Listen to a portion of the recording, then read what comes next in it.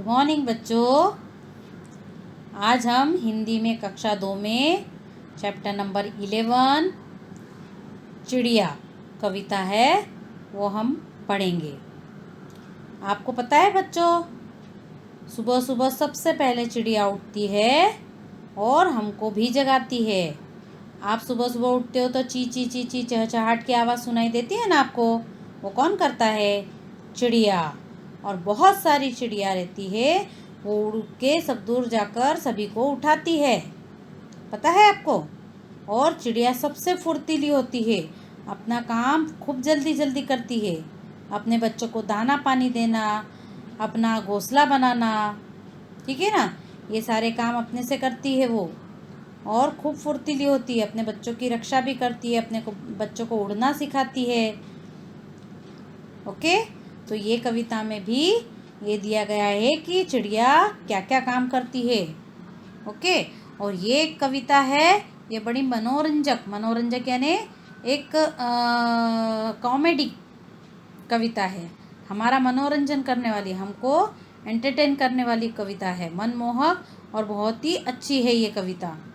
इस कविता में पक्षियों के शोर को हमें नींद से जगाने का एक साधन बताया। इस कविता में क्या बताया है कि पक्षियों की जो आवाज़ होती है वो हमें नींद से जगाती है, और नन्ही सी चिड़िया चींची की आवाज़ निकालकर हमें उठाती है। पक्षी हमारे बोली न बोलकर भी बहुत कुछ हमसे कह जाते हैं। पक्षियों की बोली हमको समझ में नहीं आती है, लेकिन बहुत कुछ ऐसी बातें हैं जो हमसे कह जाते हैं वो। ओके, तो इस कविता में हमको यही बताया है, ठीक है। और चिड़िया बहुत प्यारी प्यारी होती है ना बच्चों, बहुत अच्छी लगती है हमको भी कविता।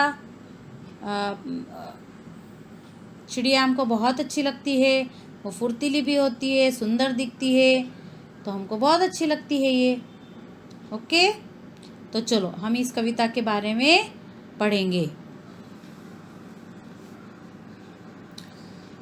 नन्ही नन्ही प्यारी चिड़िया नित नया गीत गाती है।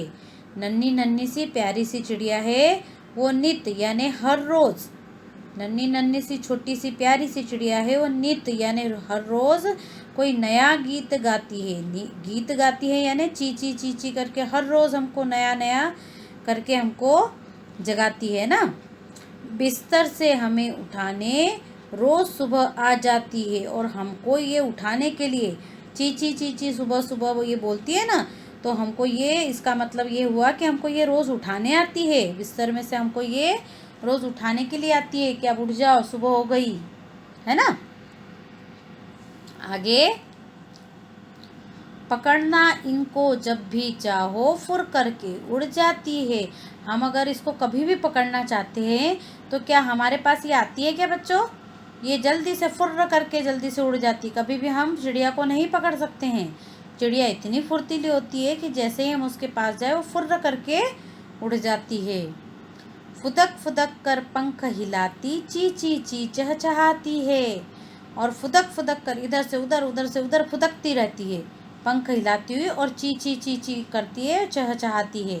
इसकी आवाज़ को क्या कहते हैं बच्चों? चहचहाना, ठीक है। देखो ये चिड़िया कैसे उड़ रही है, ये देखो एक चिड़िया यहाँ पेड़ पर बैठी है, ये एक चिड़िया इधर उड़ रही है।